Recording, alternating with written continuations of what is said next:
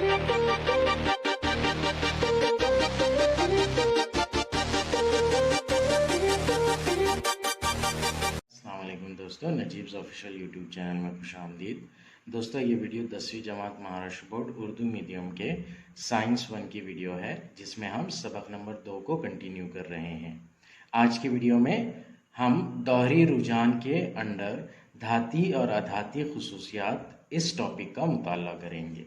दोहरी रुझान पढ़ रहे हैं हम। इससे पहले की वीडियो में हमने जौहरी जिसामत के बारे में मॉडर्न पीरियोडिक टेबल में दोहरी जदवल में, जदीद दोहरी जदवल में क्या रुझान होता है वो देखा था। आज हम धाती खुसूसियात और अधाती खुसूसियात के बारे में जो जदीद दोहरी जदवल में रुझान होता है वो जानेंगे। आइए वीडियो की शुरुआत करते हैं। ये टॉपिक किताब के सफ़ा नंबर 26 पर दिया गया है। धाती अधाती खुसूसियत। पहले हम यहाँ के जो क्वेश्चंस हैं, आइए दिमाग पर जोर दें, उन क्वेश्चन को डिस्कस कर लेते हैं। तीसरे दौर में अनासिर देखिए, इनकी धात और अधात में जमातबंदी कीजिए। तीसरे दौर के अनासिर हमें पता है, sodium, magnesium, aluminium, silicon, phosphorus, sulphur, chlorine और एर्गॉन। जदीद दौरी जदवल में ये तीसरा दौर है। Sodium, magnesium, aluminium, silicon, phosphorus, sulphur, chlorine और एर्गॉन। ये मुनहनी ख़त है जो धात और अधात को डिवाइड करता है। इससे पहले हमने देखा था कि इधर साइड में यानी कि लेफ्ट साइड में धातें होती है और राइट साइड में अधातें होती है, और मुनहनी ख़त के करीब धात नुमा होते हैं। तो यहाँ पर हमसे क्वेश्चन किया जा रहा है, तीसरे दौर में अनासिर देखिए, इनकी धात और अधात में जमातबंदी कीजिए। तीसरे दौर में है सोडियम, मैग्नीशियम, एल्यूमिनियम। ये तीनों धातें हैं क्योंकि मुनहनी ख़त के लेफ्ट साइड में बाएं जानिब है वो, और मुनहनी ख़त से लगकर सिलिकॉन है, ये धात नुमा है। इसके अलावा बाकी बचते हैं फास्फोरस, सल्फर और क्लोरीन, तो ये तीनों अधाते हैं। एर्गॉन ये तामुल में हिस्सा नहीं लेता है, इसलिए ये धात अधात या धातुमा के तौर पर इसे हम क्लासिफाई नहीं कर सकते हैं। तो यहाँ पर अधाते हैं फास्फोरस, सल्फर, क्लोरीन। धाते हैं सोडियम, मैग्नीशियम और एल्यूमिनियम। मुनहनी ख़त से लगकर सिलिकॉन है जो कि धातुमा है। धाते दौरी जदवल में किस तरफ है, बाएं या दाएं? तो अभी हमने डिस्कस किया, सोडियम, मैग्नीशियम, एल्यूमिनियम मुनहनी ख़त के लेफ्ट साइड में है, यानी कि बाएं जानिब तमाम धातें मौजूद हैं। तो इसीलिए दौरी जदवल के लेफ्ट साइड में बाएं जानिब ही तमाम धातें हैं। आपको अधातें दौरी जदवल के किस तरफ दिखाई दे रही हैं? अधातें राइट साइड में है, दाएं जानिब है।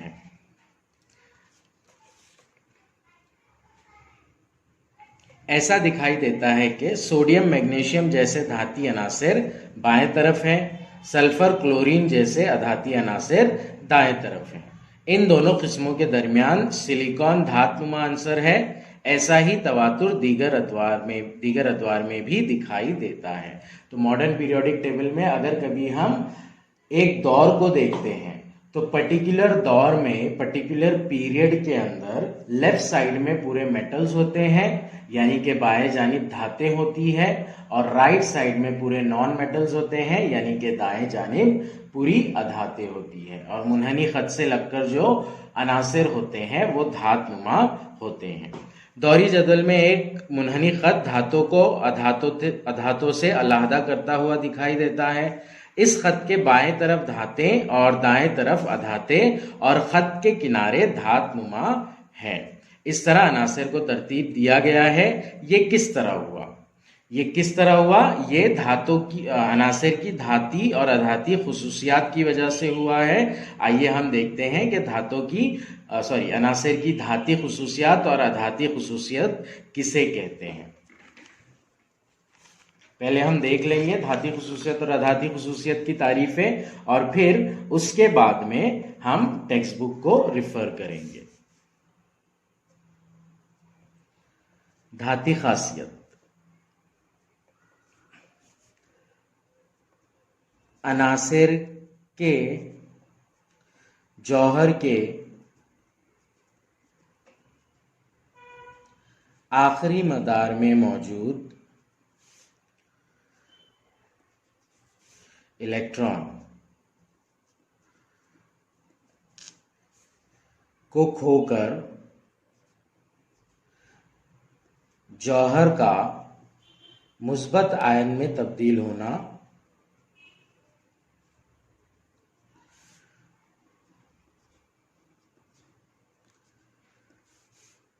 धाती खासियत कहलाता है।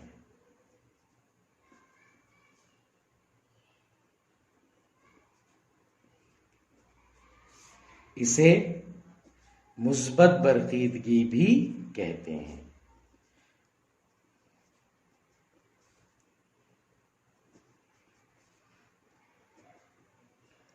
तो कोई भी एलिमेंट, कोई भी आंसर अगर कभी इलेक्ट्रॉन खो रहा है तो इस खासियत को, इलेक्ट्रॉन खोने की खासियत को उसकी धाती खासियत कहते हैं। इसे मुस्बत बरकीदगी भी कहते हैं। मुस्बत बरकीदगी क्यों कहते हैं वो हम डिटेल में देखेंगे। उससे पहले हम अधाती खासियत की तारीफ देख लेते हैं।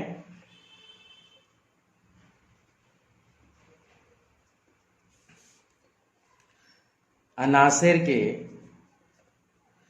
जौहर के आखिरी मदार में इलेक्ट्रॉन हासिल करने की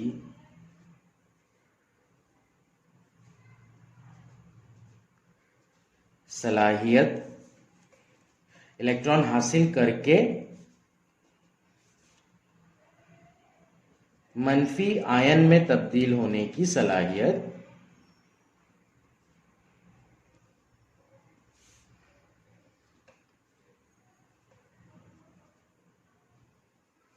को अधाती खासियत कहते हैं।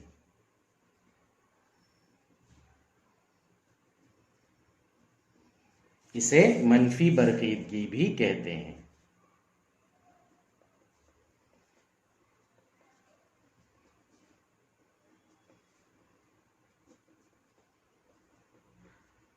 तो ये तारीफें हैं धाती खासियत की और अधाती खासियत की। नाउ धाती खासियत की तारीफ में हमसे ये कहा जा रहा है कि अनासिर के जौहर के आखिरी मदार में जो मौजूद इलेक्ट्रॉन होते हैं उनको खोकर जो जौहर है वो मुस्बत आयन में तब्दील हो जाता है। इस खासियत को धाती खासियत कहते हैं। अब इलेक्ट्रॉन खोने वाले अनासिर कौन से हैं? ऐसे अनासिर जिनके आखिरी मदार में इलेक्ट्रॉन यानी कि गिरफ्ती इलेक्ट्रॉन की तादाद 1 से 3 होगी। जैसे तीसरे दौर में है सोडियम, मैग्नीशियम और एल्यूमिनियम। अगर इलेक्ट्रॉन कम होंगे तो जौहर क्या करेगा? वो इलेक्ट्रॉन को लूज करेगा, ना कि इलेक्ट्रॉन्स गेन करेगा, ना कि इलेक्ट्रॉन्स हासिल करेगा। तो इसलिए ये जो खासियत होती है इसकी वजह से इलेक्ट्रॉन को खोना मतलब खोया जाता है। इलेक्ट्रॉन खोने की वजह से वहां पर नेगेटिव चार्ज जो होता है वो कम होता जाता है, यानी कि वो जो जौहर होता है वो पॉजिटिव चार्ज में कन्वर्ट होने लगता है, उसके ऊपर पॉजिटिव चार्ज आता है। तो वो क्या करता है? इलेक्ट्रॉन को खोकर मुस्बत आयन में तब्दील होता है। इसे ही धाती खासियत कहते हैं। और मुस्बत बरकीदगी भी इसे कहते हैं क्योंकि मुस्बत का चार्ज उसके ऊपर मुस्बत बार चढ़ रहा है। फर्ज कीजिए सोडियम एक आंसर है, उस फर्ज कीजिए सोडियम का आंसर है, उसका जो जौहर है, जौहर में टोटल 11 इलेक्ट्रॉन्स हैं। 11 इलेक्ट्रॉन्स की जो इलेक्ट्रॉनी तश्कील है वो 2,8,1 है, यानी कि सबसे पहले खौल में 2 इलेक्ट्रॉन, फिर दूसरे खौल में 8 इलेक्ट्रॉन, तीसरे खौल में 1 इलेक्ट्रॉन। तो इसके अंदर टोटल 11 इलेक्ट्रॉन है, यानी कि इसके अंदर 11 प्रोटॉन है। मरकजा जो होता है जौहर का, जौहर के मरकजे में प्रोटॉन होते हैं। प्रोटॉन और इलेक्ट्रॉन की तादाद मसावी होती है। तो इलेक्ट्रॉन खोने से पहले का मामला क्या है? यहाँ पर जितने इलेक्ट्रॉन्स हैं उतने ही प्रोटॉन हैं, यानी कि जितने नेगेटिव चार्ज है, जितने मनफी बार है उतने ही मुस्बत बार है। तो उसकी वजह से ये जो जौहर है ये मुतदिल है, मतलब न्यूट्रल है, इसके ऊपर ना तो पॉजिटिव चार्ज है ना नेगेटिव चार्ज है। अगर अब उसे बॉन्ड फॉर्मेशन करना है या तामुल करना है तो सोडियम क्या करेगा, मसमन मुकम्मिल करने के लिए एक ही इलेक्ट्रॉन है उसके पास, तो उस एक इलेक्ट्रॉन को खो देगा, यानी कि सामने वाले किसी जौहर को, किसी दूसरे आंसर के जौहर को वो इलेक्ट्रॉन दे देगा। तो इलेक्ट्रॉन देने की वजह से क्या हुआ, अब उसके पास 10 इलेक्ट्रॉन हो गए और 11 प्रोटॉन हो गए। मरकजे में 11 प्रोटॉन मौजूद है उसके, तो इलेक्ट्रॉन्स की तादाद कम हो गई प्रोटॉन्स की तादाद से। तो यहां पर 10 इलेक्ट्रॉन और 10 प्रोटॉन, तो ये न्यूट्रलिटी रहती थी, लेकिन 10 इलेक्ट्रॉन और 11 प्रोटॉन यानी कि एक मुस्बत बार उसके ऊपर चढ़ गया, तो इस तरह से वो मुस्बत आयन में तब्दील हुआ और उसकी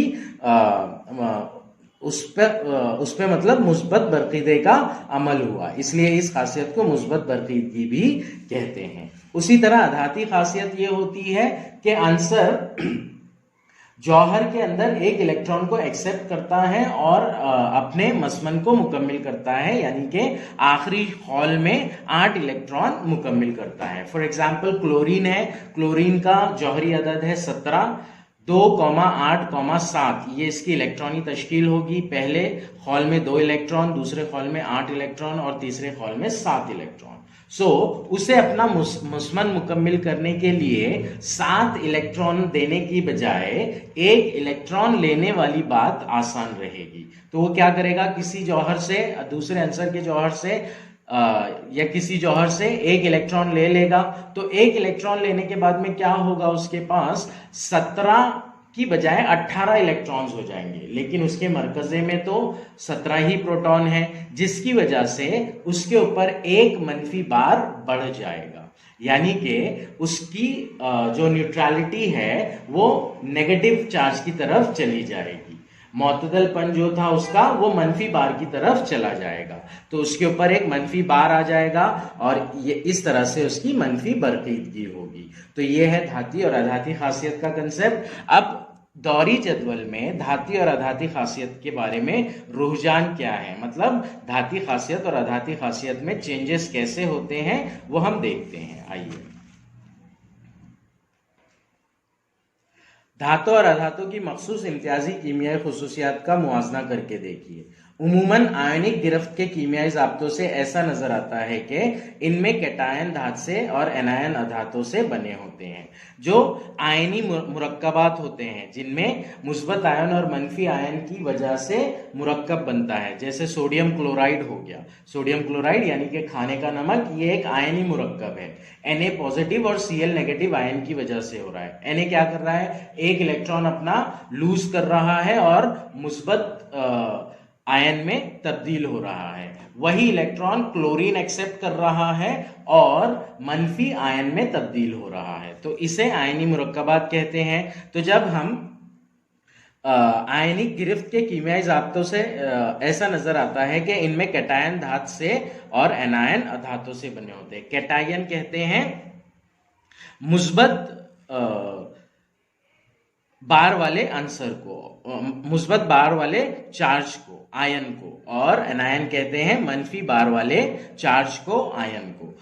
जो धातें होती है वो कैटायन होती है, यानी कि उनके ऊपर मुस्बत बार होता है, और जो अधातें होती है उनके ऊपर मनफी बार होता है। सोडियम के ऊपर मुस्बत बरक़ी बार रहता है और क्लोरीन के ऊपर मनफी बरक़ी बार होता है जब वो NaCl को फॉर्म करते हैं।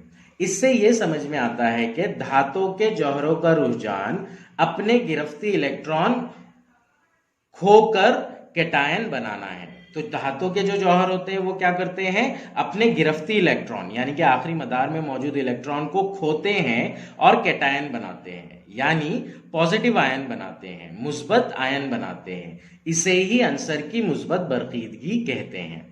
इसके बरक्स अधातों के जौहरों का रुझान बैरूनी इलेक्ट्रॉन को गिरफ्ती मदार में हासिल करके एनायन बनाना होता है। तो जो अधातें होती हैं उनके अंदर या तो 7 या 6 या 5 इस तरह से गिरफ्ती इलेक्ट्रॉन होंगे, तो वो या तो 1, 2 या 3 इलेक्ट्रॉन्स हासिल करके अपना मुस्मन मुकम्मिल करेंगे, यानी कि इलेक्ट्रॉन हासिल कर रहे हैं तो उनके ऊपर नेगेटिव चार्ज बढ़ रहा है, यानी कि वो एनायन में तब्दील हो रहे हैं, मनफी एनायन में तब्दील हो रहे हैं। तो धातुओं का जो रुझान होता है वो गिरफ्ती इलेक्ट्रॉन खोकर कैटायन बनाना है, और अधातुओं का जो रुझान होता है वो गिरफ्ती मदार में इलेक्ट्रॉन हासिल करके एनायन बनाना होता है। आप पहले ही मुताला कर चुके हैं कि आयनों की रईस गैसों की तरह मुस्तकिल इलेक्ट्रॉनी तश्कील होती है। आयन जो होते हैं वो नोबल गैसेस की तरह, यानी कि रईस गैसों की तरह, जो हमारे पास हीलियम है, एर्गॉन है, नियॉन है, ये रईस गैसों का कॉलम है। तो इनकी जो इलेक्ट्रॉनिक तश्कील होती है वो होती है 2 या फिर 2,8 या फिर 2,8,8, यानी कि इनका डुप्लेट और इनका मसमन मुकम्मिल होता है। तो जो आयन होते हैं, आयन के भी मसमन मुकम्मिल होते हैं, इनकी इलेक्ट्रॉनिक तश्कील जो होती है वो मुस्तकिल होती है। जैसे सोडियम है तो सोडियम का पॉजिटिव आयन होगा Na पॉजिटिव, एक मुस्बत चार्ज होगा उसके ऊपर, तो इसकी इलेक्ट्रॉनिक तश्कील होगी 2,8, एक इलेक्ट्रॉन खोकर वो मुस्बत आयन बन रहा है। उसी तरह क्लोरीन है तो क्लोरीन एक इलेक्ट्रॉन लेकर मनफी आयन में तब्दील हो रहा है, Cl नेगेटिव। तो Cl नेगेटिव की जो इलेक्ट्रॉनिक तश्कील होगी वो होगी 2,8,8। तो जितने भी मुस्बत और मनफी आयन होते हैं उनकी जो इलेक्ट्रॉनिक तश्कील होती है वो रईस गैसों की तरह, यानी कि नोबल गैसेस की तरह होती है। जौहर की गिरफ्ती मदार से इलेक्ट्रॉन खोने या गिरफ्ती मदार में इलेक्ट्रॉन हासिल करने की सलाहियत कैसे तय की जाती है?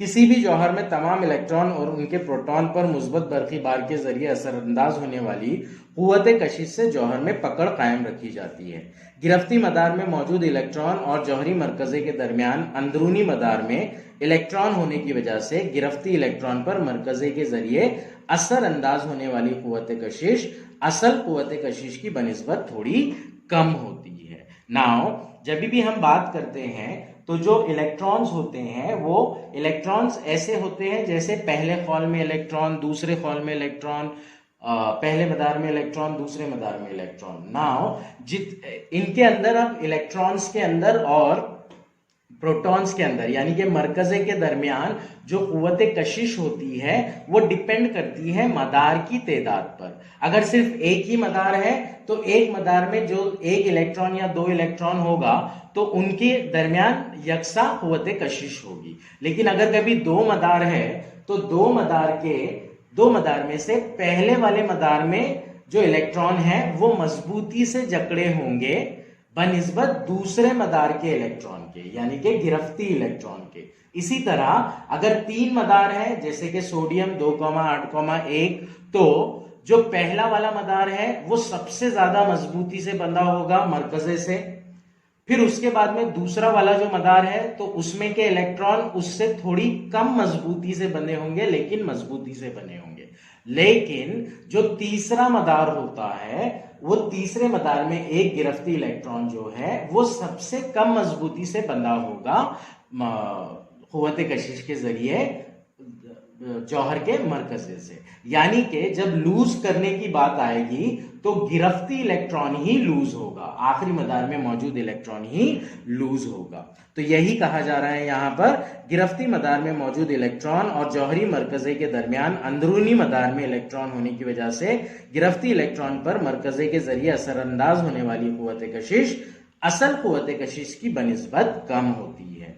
जो गिरफ्ती इलेक्ट्रॉन होते हैं वो कम क़ुव्वत से बंधे होते हैं मरकजे से। धातु में मौजूद गिरफ्ती इलेक्ट्रॉन की कम तादाद 1 से 3 की गिरफ्ती इलेक्ट्रॉनों पर असरअंदाज होने के नतीजे में प्रोटॉन का बरक़ी बार कम हो जाता है। धातु में मौजूद गिरफ्ती इलेक्ट्रॉन की कम तादाद 1 से 3 की गिरफ्ती इलेक्ट्रॉनों पर असरअंदाज होने के नतीजे में प्रोटॉन का बरक़ी बार कम हो जाता है। इन दोनों का मजमूई नतीजा यानी धातु में गिरफ्ती इलेक्ट्रॉन खोकर क़याम पज़ीर रईस गैसों की इलेक्ट्रॉनिक तश्कील वाला कैटायन बनाने का रुझान होता है। अनासिर का ये रुझान या मुस्बत बरक़ीदगी ही इस अंसर की धाती खुसूसियत है। तो वही है जो हमने डिस्कस किया है, अगर इलेक्ट्रॉन खो रहा है यानी कि जो जौहर है वो मुस्बत आयन में तब्दील हो रहा है, उसके ऊपर मुस्बत पॉजिटिव चार्ज बढ़ रहा है, तो इसीलिए उसे हम मुस्बत बरखीदगी या फिर अंसर की धाती खासियत कहते हैं। आइए अब हम अधाती खासियत के बारे में डिस्कस करते हैं। जदीद दौरी जदवल में मुकाम के लिहाज से अनासिर के धाती ख्वास का रुझान वाज़े होता है। पहले एक ग्रुप में अनासिर के धाती ख्वास के बारे में गौर करेंगे। एक ग्रुप में ऊपर से नीचे जाते हुए अब हम ऊपर से नीचे की जानिब आ रहे हैं। नए मदार का इजाफा होकर मरकजा और गिरफ्ती इलेक्ट्रॉन के दरमियान फासले में इजाफा होता है। नतीजन मरकजी बरखी बार कम होने से गिरफ्ती इलेक्ट्रॉन पर कुव्वत कशिश कम होती है, जिससे गिरफ्ती इलेक्ट्रॉन खोने का रुझान बढ़ता है। इसी तरह गिरफ्ती इलेक्ट्रॉन खोने के बाद आखिरी से कब्ल का मदार बैरूनी मदार बन जाता है। इस मदार के पूरा मुस्मन बनने की वजह से तैयार होने वाले कैटायन को खास इस्तेकाम हासिल होता है। इस वजह से जौहर का इलेक्ट्रॉन खोने का रुझान और बढ़ता है। जौहर के गिरफ्ती इलेक्ट्रॉन खोने के रुझान को धाती ख्वास कहते हैं। किसी भी ग्रुप में ऊपर से नीचे जाते हुए अनासिर के धाती ख्वास में इजाफे का रुझान दिखाई देता है। तो जब हम ऊपर से नीचे जाते हैं किसी दौर में, तो वहां पर अनासिर का जो इलेक्ट्रॉन खोने की कैपेसिटी है, धाती ख्वास जो है वो एक के बाद एक बढ़ते जाते हैं जैसे जैसे हम ग्रुप में ऊपर से नीचे जाते हैं। अब ये क्यों होता है, बेसिकली हम ये समझ लेंगे कि जितने ज्यादा इलेक्ट्रॉन्स होंगे किसी आंसर के जौहर में, तो उतना अगर हम ग्रुप में ऊपर से नीचे जाते हैं तो ऊपर से नीचे जाने पर क्या होता है, मदार की तादाद बढ़ती जाती है। अब मदार की तादाद बढ़ती जाती है, इसका मतलब क्या होता है कि उसमें प्रोटॉन की तादाद बढ़ रही है और इलेक्ट्रॉन की तादाद बढ़ रही है। यहां पर क्या लिखा गया है, एक ग्रुप में ऊपर से नीचे जाते हुए नए मदार का इजाफा होकर मरकजा और गिरफ्ती इलेक्ट्रॉन के दरमियान फासले में इजाफा होता है। तो क्या हो रहा है, जो गिरफ्ती इलेक्ट्रॉन है यानी कि जो लास्ट वाला मदार है, आखिरी मदार है, उसके अंदर मौजूद इलेक्ट्रॉन और मरकजे के अंदर मरकजे में फासला, ये चीज बढ़ती जा रही है। अब फासला बढ़ने की वजह से वहां पर क्या होगा कि उन इलेक्ट्रॉन्स और मरकजा यानी कि सेंट्रल पार्ट में जो कुव्वत कशिश है वो कम होती जाएगी। अब कुव्वत कशिश कम होने का मतलब क्या होगा कि इलेक्ट्रॉन खोने की कैपेसिटी का बढ़ना। तो वही लिखा गया है यहाँ पर, नतीजन मरकजी बरकी बार कम होने से गिरफ्ती इलेक्ट्रॉन पर कुव्वत कशिश कम होती है, जिससे गिरफ्ती इलेक्ट्रॉन खोने का रुझान बढ़ता है। इसी तरह गिरफ्ती इलेक्ट्रॉन खोने के बाद आखिरी से कब्ल का मदार बैरूनी मदार बन जाता है। इस मदार के पूरा मुस्मन बनने की वजह से तैयार होने वाले कैटायन को खास इस्तेकाम हासिल होता है। तो जो लास्ट शेल होता है, लास्ट मदार होता है, उसके अंदर के इलेक्ट्रॉन को मेटल खो देता है और जो उसके बाद वाला मतलब उससे पहले वाला सेकेंड लास्ट जो मदार था उसे इस्तेकाम हासिल होता है, क्योंकि उसके अंदर 8 इलेक्ट्रॉन होते हैं। वही चीज है कि मेटल्स क्या कर रहे हैं, इलेक्ट्रॉन खो रहे हैं और नोबल गैस की इलेक्ट्रॉनिक कॉन्फ़िगरेशन अचीव कर रहे हैं। तो इलेक्ट्रॉन खोने के बाद में जो आखिरी मदार है वो सेकेंड लास्ट वाला मदार बन जाता है, जो कि ऑलरेडी अपना मुस्मन मुकम्मिल किए हुए होता है। तो कैटायन यानी कि पॉजिटिव आयन में कन्वर्ट होकर उसको इस्तेकाम हासिल होता है। इस वजह से जौहर का इलेक्ट्रॉन खोने का रुझान और बढ़ता है। जौहर के गिरफ्ती इलेक्ट्रॉन खोने के रुझान को धाती ख्वास कहते हैं। किसी भी ग्रुप में ऊपर से नीचे जाते हुए अनासिर के धाती ख्वास में इजाफे का रुझान दिखाई देता है। जब हम ऊपर से नीचे जाएंगे तो क्या हो रहा है, नंबर ऑफ इलेक्ट्रॉन्स बढ़ रहे हैं, यानी कि मदार की तादाद में इजाफा हो रहा है। मदार की तादाद में इजाफा होने की वजह से गिरफ्ती इलेक्ट्रॉन और मरकजे के दरमियान का फासला बढ़ रहा है, जिसकी वजह से इलेक्ट्रॉन जिस मजबूती के साथ में मरकजे से बंधे हुए हैं वो मजबूती यानी कि कुव्वत कशिश कम होती जा रही है, तो इलेक्ट्रॉन को खोने की कैपेसिटी बढ़ती जा रही है। एक दौर में बाएं से दाएं तरफ जाते हुए बैरूनी मदार वही रहता है। जब हम किसी भी एक पर्टिकुलर दौर में लेफ्ट से राइट की तरफ जाते हैं, बाएं से दाएं की तरफ जाते हैं, तो वहां पर बैरूनी मदार वही होता है। जैसे पहले दौर में एक मदार है हाइड्रोजन और हीलियम का, दूसरे दौर में जैसे हम देखेंगे लिथियम से लेकर नियॉन तक। यहां पर दो दौर है, 2,1, 2,2, 2,3, 2,8। तो इस पूरे दौर में सिर्फ दो ही मदार है लेफ्ट से राइट जाने पर। जब हम तीसरे दौर में देखते हैं तो तीसरे दौर में 3 मदार होते हैं, जैसे सोडियम 2,8,1, मैग्नीशियम 2,8,2, एल्यूमिनियम 2,8,3 से लेकर एरोगॉन 2,8,8 तक। तो यहां पर तब्दीली क्या किस चीज में होती है जब हम लेफ्ट से राइट की तरफ जाते हैं? वो है गिरफ्ती इलेक्ट्रॉन्स, यानी कि आखिरी मदार में मौजूद इलेक्ट्रॉन। सोडियम के अंदर एक इलेक्ट्रॉन होता है, मैग्नीशियम में सोडियम के अंदर एक गिरफ्ती इलेक्ट्रॉन होता है, मैग्नीशियम के अंदर 2, उसके बाद एल्यूमिनियम में 3 गिरफ्ती इलेक्ट्रॉन, सिलिकॉन में 4, सिलिकॉन के बाद फास्फोरस, फास्फोरस में 5, फास्फोरस के बाद सल्फर, सल्फर में 6, क्लोरीन में 7 और एर्गॉन में 8 गिरफ्ती इलेक्ट्रॉन होते हैं। सो नाउ जब हम गिरफ्ती इलेक्ट्रॉन की तादाद के बारे में बात करते हैं, जौहर की जिसामत में हमने ये कंसेप्ट देखा था कि जौहर की जिसामत लेफ्ट से राइट में जाने पर कम होती जाती है। हालांकि गिरफ्ती इलेक्ट्रॉन तो बढ़ते जाते हैं, लेकिन जौहर की जिसामत कम होती जाती है। क्यों कम होती जाती है वो? क्योंकि गिरफ्ती इलेक्ट्रॉन बढ़ते जाते हैं एक पर्टिकुलर शेल के अंदर, तो वो गिरफ्ती इलेक्ट्रॉन बढ़ने की वजह से मरकजे में प्रोटॉन भी बढ़ते हैं, यानी कि टोटल नंबर ऑफ इलेक्ट्रॉन्स और टोटल नंबर ऑफ प्रोटॉन्स की तादाद में इजाफा होता है जैसे जैसे हम लेफ्ट से राइट की तरफ जाते हैं। अब प्रोटॉन का पॉजिटिव चार्ज बढ़ना और इलेक्ट्रॉन का नेगेटिव चार्ज बढ़ना, तो इसकी वजह से क्या होता है, जो इलेक्ट्रॉन्स होते हैं ऑल ओवर टोटल इलेक्ट्रॉन्स, उनके बीच में और मरकजे के बीच में जो कुव्वत कशिश होती है वो बढ़ती जाती है। तो इसलिए जैसे जैसे लेफ्ट से राइट की तरफ जाते हैं हम, तो इलेक्ट्रॉन को खोने की कैपेसिटी कम होती जाती है। सोडियम इलेक्ट्रॉन, गिरफ्ती इलेक्ट्रॉन को बहुत आसानी से खो देता है। मैग्नीशियम खोता है आसानी से, लेकिन सोडियम जितनी आसानी से खोता है उतनी आसानी से नहीं खोता है कि उसके गिरफ्ती इलेक्ट्रॉन 2 है। 2 इलेक्ट्रॉन थोड़ी ज्यादा मजबूती से बंधे होते हैं बमुकाबला 1 इलेक्ट्रॉन के।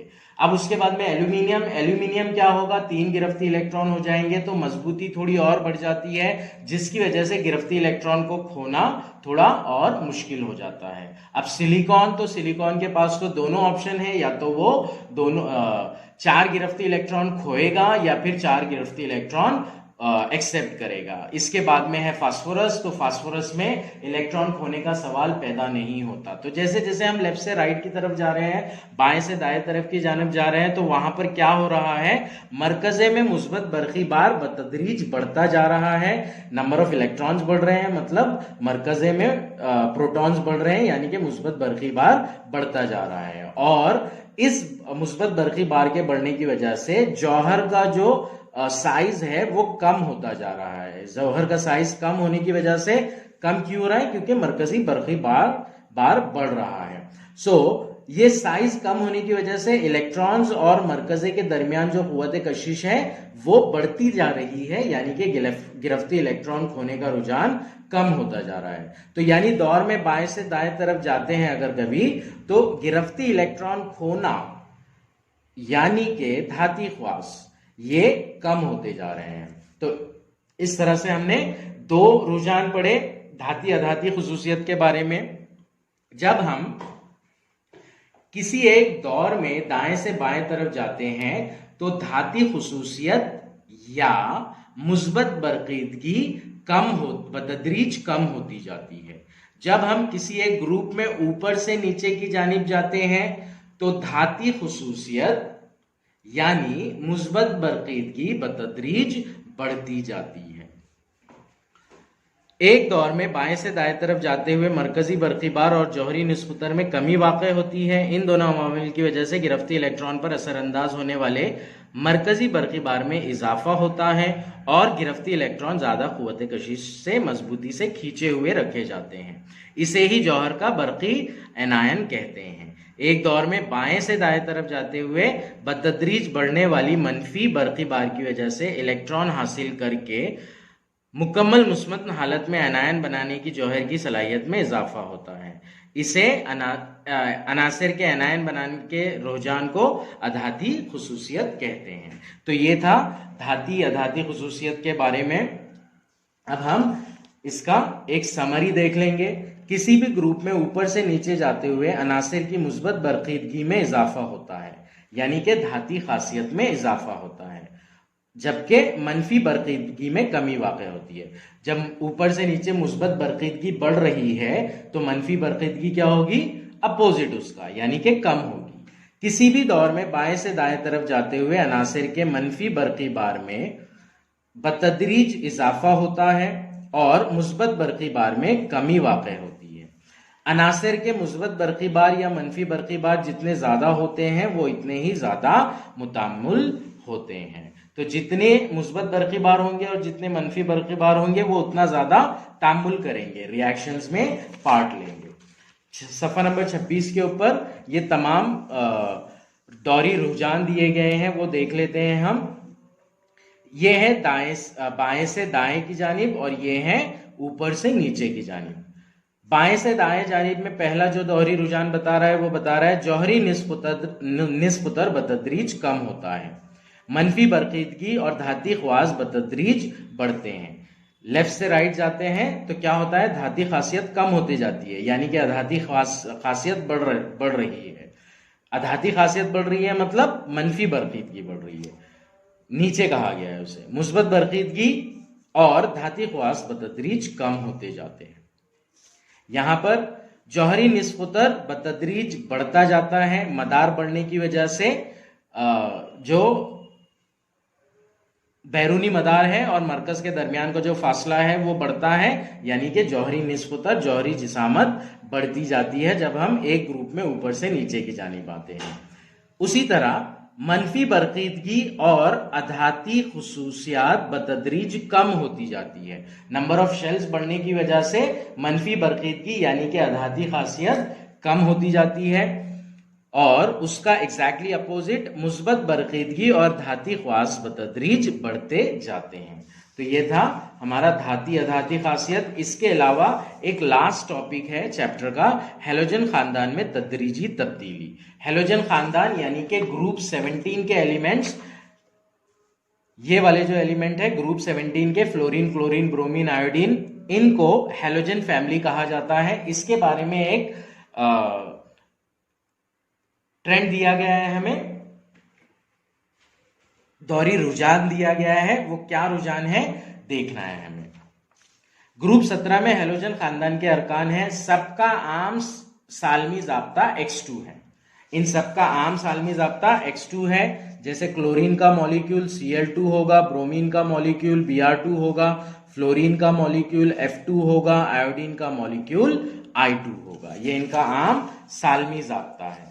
ग्रुप में ऊपर से नीचे जाते हुए उनकी तबई हालत में तदरीजी तब्दीली दिखाई देती है। तबई हालत मतलब उनकी फिजिकल स्टेट, वो कौन सी हालत में है, ठोस में है, माय में है, गैस में है, ये हालत। तो ये हालत जो है इसके अंदर तब्दीली दिखाई देती है।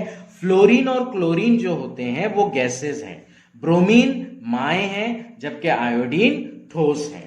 तो जैसे हम बात करते हैं सबसे पहले जो आता है वो गैसेस होता है। गैस को अगर ठंडा किया जाए तो वो लिक्विड में कन्वर्ट होता है और लिक्विड को अगर ठंडा किया जाए तो वो सॉलिड में कन्वर्ट होता है। जैसे कि बर्फ की मिसाल, भाप है, भाप को ठंडा किया जाए तो वो पानी में तब्दील होगा, पानी को ठंडा किया जाए तो वो बर्फ में तब्दील होगा।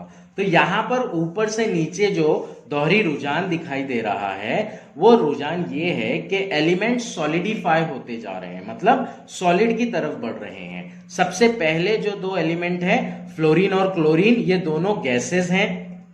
उसके नीचे वाला ब्रोमीन जो है वो माय है और उसके नीचे वाला आयोडीन और उससे नीचे वाले तमाम ठोस हालत में पाए जाते हैं। ये हमें अच्छे से याद रखना है क्योंकि ये एग्जाम में एमसीक्यूज में क्वेश्चन पूछा जा सकता है। इनफैक्ट एक एग्जाम में पूछा भी गया है। स्टार्टिंग के ऊपर वाले दो जो है फ्लोरीन और क्लोरीन, ये दोनों गैस की हालत में पाए जाते हैं। ब्रोमीन ये माय होता है और आयोडीन ये ठोस की हालत में पाया जाता है। ये हमें अच्छे से याद रखना है।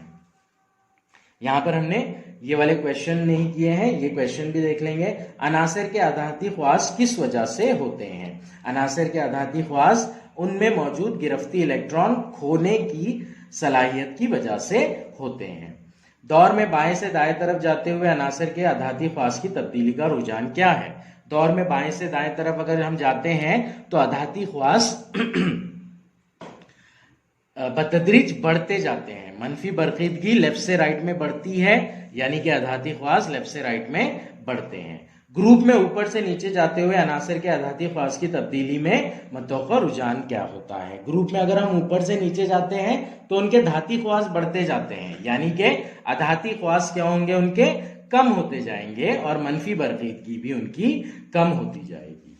तो ये था हमारा चैप्टर। ये चैप्टर की थ्योरी एक्सप्लेनेशन की लास्ट वीडियो थी। इसके बाद में इंशाल्लाह हम एक्सरसाइज के क्वेश्चंस करेंगे और फिर एक सेपरेट वीडियो में हम इन तमाम क्वेश्चंस के आंसर देंगे जो कि सबक के अंदर मौजूद है। सवाल याद रखिएगा, ये सबक के अंदर के जो सवालात हैं वो बहुत इंपॉर्टेंट है, क्योंकि पिछले 2 एग्जाम्स में 5 नंबर का जो सवाल आता है वो सवाल इन्हीं सवालों में से पूछा गया है।